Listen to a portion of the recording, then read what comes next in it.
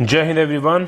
आज की क्लास का जो सबसे पहला क्वेश्चन है वो ये है कि what is the feature of the ground that provides protection from the enemy sight card. भूमि की कोई रचना जो शत्रु की दृष्टि से सुरक्षा प्रदान करती है उसे क्या बोलते हैं? तो उसे हम बोलते हैं कवर यानी कि आड़। Option C will be the correct answer for this particular question. Next question, how many types of cover are there. आड़ जो होती है वो कितने प्रकार की होती है? तो आड़ जो होती हैं वो दो प्रकार की होती हैं, एक होती है नजरी आड़ और एक होती है फायर से आड़।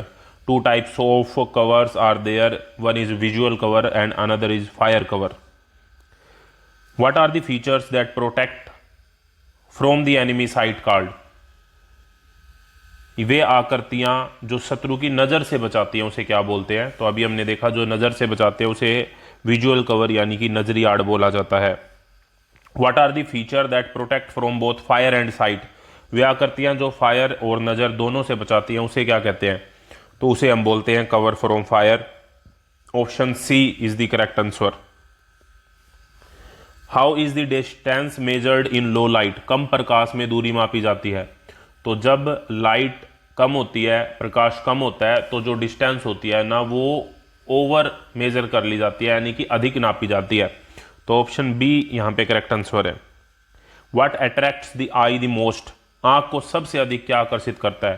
तो आंख को सबसे अधिक आकर्षित करती है हरकत यानी कि मूवमेंट। अगर कोई चीज हिल रही है तो सबसे पहले हमारा ध्यान वहां पे जाएगा। तो ऑप्शन सी यहां पे सही जवाब है, मूवमेंट यानी कि हरकत। What is the main objective of concealment in war. Concealment में, युद्ध में कंसीलमेंट यानी कि छिपने का मुख्य उद्देश्य क्या है? तो अटैक सीक्रेटली, छिपकर हमला करना। तो ऑप्शन सी यहां पे सही जवाब है। Up to what distance are all parts of the body clearly visible. कितनी दूरी तक शरीर के सभी जो अंग हैं वो स्पष्ट रूप से दिखाई देते हैं? तो 200 गज तक की दूरी में अगर कोई पर्सन है तो उसके जो शरीर के सभी अंग हैं वो स्पष्ट रूप से हमको दिखाई देंगे 200 गज। Next question, when the target is at higher elevation how is the distance measured. जब टारगेट एक ऊंची जगह पर हो तब दूरी कैसे मापी जाती है? तो जब टारगेट ऊंची जगह पे होता है तो जो दूरी होती है वो कम मापी जाती है। हमको लगता है कि वो पास में है, ठीक है, तो दूरी कम मापी जाती है। ऑप्शन बी हमारा यहाँ पे सही जवाब हो जाएगा। In which distance estimation method is average of maximum and minimum distance calculated. दूरी का अंदाजा लगाने की इस विधि में टारगेट की अधिकतम दूरी और न्यूनतम दूरी का औसत निकालते हैं। तो उसको हम बोलते हैं bracketing method. Bracketing method, bracketing विधि, ये डिस्टेंस, दूरी को मापने की विधियां होती हैं। डिस्टेंस मेजरमेंट की अलग अलग विधियां होती हैं, अपीयरेंस मेथड, यूनिट मेथड और ब्रैकेटिंग मेथड, इस तरीके से। तो अगर हम मैक्सिमम और मिनिमम वैल्यू लेके उसकी एवरेज निकाल रहे हैं तो उसको ब्रैकेटिंग मेथड बोला जाता है। Question number 231, into how many parts is the ground divided according to distance. दूरी के अनुसार जमीन को कितने भागों में बांटा गया है?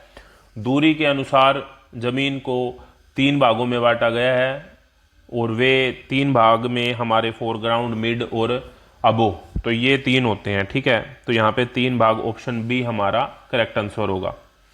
Next question number 230, up to how many yard is the foreground अग्रभूमि। अग्रभूमि कितने गज तक होती है? तो अग्रभूमि 300 गज तक होती है, ठीक है।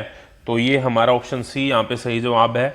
इससे पहले कि जितने भी क्वेश्चन है, क्वेश्चन नंबर 1 से लेकर 232 तक, ये अगर आप वीडियो फॉर्मेट में देखना चाहते हैं तो इन सारी वीडियो, जितने मैंने पहले भी वीडियोस बनाई, उन सारी वीडियोस को एक मैंने प्लेलिस्ट में अरेंज कर दिया है। प्लेलिस्ट का लिंक आपको वीडियो के डिस्क्रिप्शन और पहले कमेंट बॉक्स में मिल जाएगा। और ये जितने भी क्वेश्चन हम कर रहे हैं, जितने इंपॉर्टेंट क्वेश्चन आपके एनसीसी एग्जाम के लिए, इन सभी को कंबाइन करके मैंने एक पीडीएफ बनाई है। पीडीएफ का लिंक भी आपको वीडियो के डिस्क्रिप्शन और पहले कमेंट बॉक्स में मिल जाएगा। Question number 233, what is the suddenly attacking the enemy from A hidden position card. दुश्मन पर छिपी हुई स्थिति में अचानक हमला करना क्या कहलाता है? जब हम एकदम से हमला करते हैं तो उसे हम बोलते हैं एम्बुश करना। ऑप्शन डी, एम्बुश बोला जाता है इसको, ठीक है। Next question, what is the detachment of soldier that gathers enemy information card. सैनिकों की वह टुकड़ी जो दुश्मन की जानकारी प्राप्त करती है उसे क्या कहते हैं? तो जानकारी प्राप्त करने के लिए जो टुकड़ी जाती है उसको हम बोलते हैं पेट्रोलिंग करना, जानकारी प्राप्त करना। तो पेट्रोल हमारा यहाँ पे ऑप्शन ए करेक्ट आंसर होगा। What is the fixed day for starting an operation card. किसी ऑपरेशन को शुरू करने के लिए जो दिन निश्चित होता है उसे क्या बोलते हैं? उसे डी डे बोला जाता है। डी डे मतलब कोई हमको बड़ा ऑपरेशन स्टार्ट करना है, किस दिन स्टार्ट करना है उस दिन को डी डे बोला जाता है। What is the fixed hour for starting an operation called, जिस तरीके से जिस दिन ऑपरेशन को स्टार्ट करना है उस दिन को डी डे बोला जाता है, उसी प्रकार से अगर किसी ऑपरेशन को शुरू करना है तो जिस टाइम पे स्टार्ट करना है उस टाइम को, उस घंटे को हम क्या बोलेंगे, उसे हम बोलते हैं एच आवर। ऑप्शन सी हमारा यहाँ पे सही जवाब है, एच आवर बोला जाएगा उसे।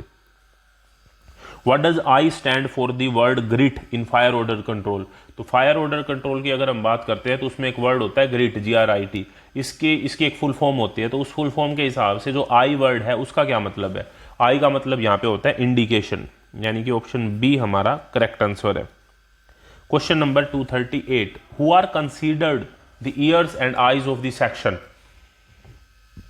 किन्हें सेक्शन का कान और आंख माना जाता है, तो स्काउट जो होता है, स्काउट को सेक्शन का कान और आंख माना जाता है। और एक सेक्शन में कितने जवान होते हैं, 10 जवान होते हैं, ये बात भी आपको ध्यान रखनी है। How many types of patrol are there, patrol जो होती है, पेट्रोलिंग गश्त, वो कितने प्रकार की होती है, तो पेट्रोल 2 प्रकार की होती है, एक रैकी पेट्रोल और एक होती है प्रोटेक्टिव पेट्रोल, रैकी पेट्रोल और protective patrol. Question number 240, if an object is large compare to near by object how is the distance estimated, निकट की वस्तुओं की अपेक्षा यदि वस्तु बड़ी हो तो दूरी कैसे आंकी जाती है। अगर निकट की वस्तुओं की अपेक्षा यदि जो वस्तु बड़ी हो तो जो दूरी होती है वो कम आंकी जाती है, लेस एस्टिमेटेड। ऑप्शन ए हमारा यहाँ पे सही जवाब होगा। आई होप ये वीडियो आपको अच्छी लगी होगी। इस तरह की और वीडियो के लिए जुड़े रहिए प्राउड एनसीसी यूट्यूब चैनल के साथ। नेक्स्ट वीडियो तक जय हिंद, जय Bharat, thank you very much.